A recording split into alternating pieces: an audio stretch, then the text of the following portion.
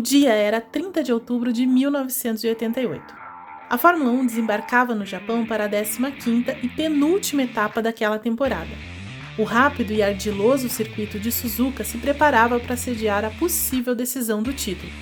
Apenas 2 pilotos de um grid de 26 tinham chances de garantir a conquista máxima da Fórmula 1. O campeonato vinha desde as primeiras corridas marcado pela intensa disputa entre o então bicampeão Alain Prost e o recém-chegado à McLaren, Ayrton Senna. Já era ali um duelo de gigantes.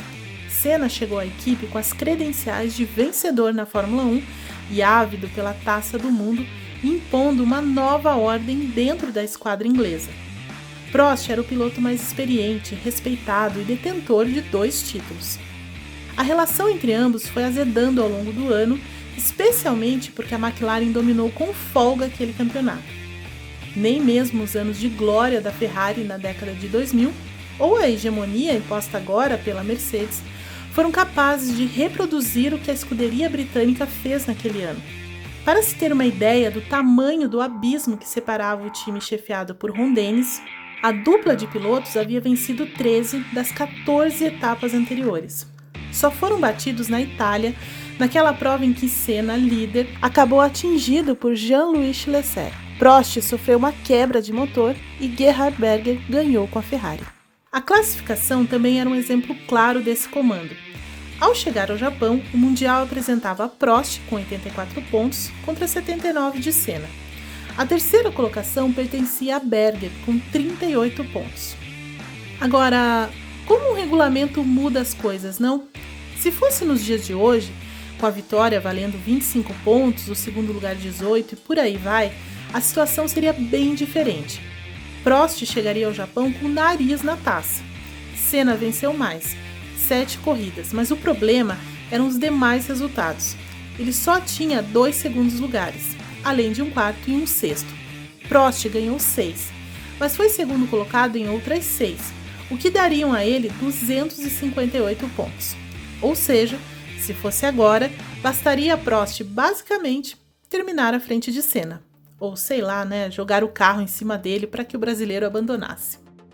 Naquela época, o vencedor ganhava 9 miseráveis pontos e o segundo 6. E tinham ainda descartes dos piores resultados sem ser os abandonos. Por causa do regulamento, Senna ocupava o posto de favorito, mesmo estando atrás na tabela. Uma simples vitória em qualquer uma das últimas 2 corridas bastava para confirmar a conquista, independentemente dos resultados de Prost. Melhor detalhar. Naquela temporada, apenas os 11 melhores resultados de cada piloto contavam, ou seja, os outros 5 eram descartados. Senna já tinha abandonado 3 vezes naquele ano e havia tido um quarto e um sexto lugares. Difícil então que Ayrton tivesse algo a jogar fora nas 2 provas finais. Prost foi bem mais constante. Ele não havia completado 2 corridas, nas demais, ou era vitória ou era segunda posição. Ou seja, o francês eliminava as provas em que abandonou e precisaria eliminar outras 3.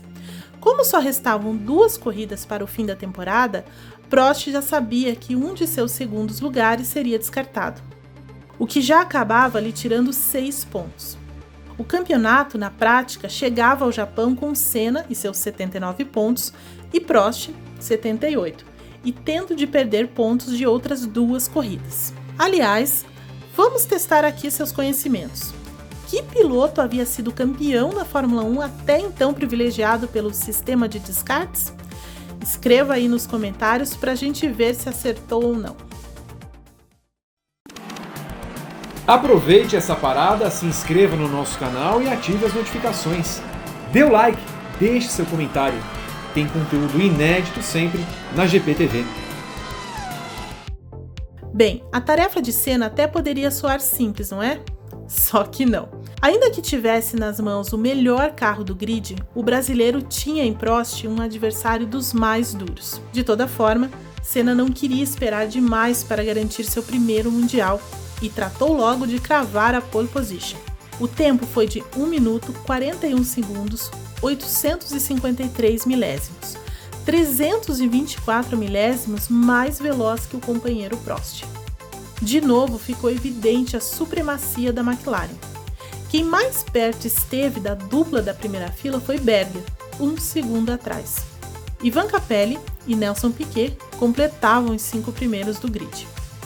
So far, so good, portanto. No dia seguinte, nublado e com uma chuva fina, Prost teve problemas no motor no warm-up, mas a McLaren conseguiu solucionar o drama. Senna foi o melhor do treino de aquecimento. Um pouco mais tarde, e diante de arquibancadas com cerca de 120 mil espectadores, os carros alinharam no grid.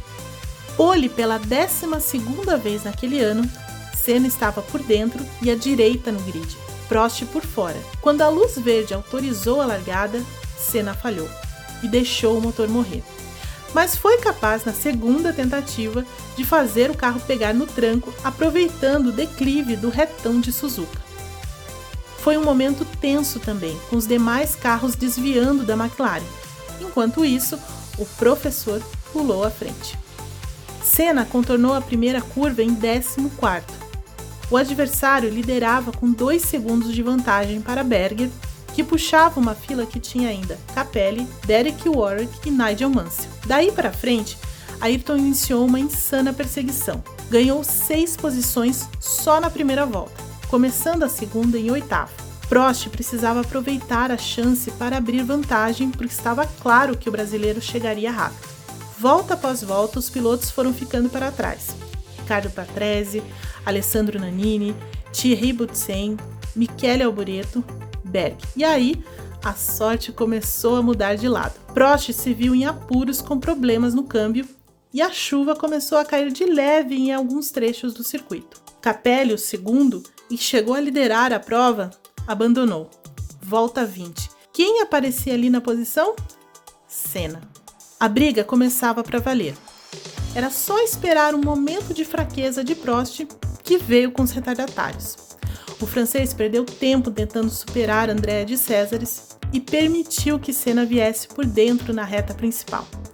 Ultrapassagem feita e Ayrton assumia a ponta na volta 28. Na liderança, Senna não teve mais quem o segurasse. Prost até tentou, mas a distância só aumentava.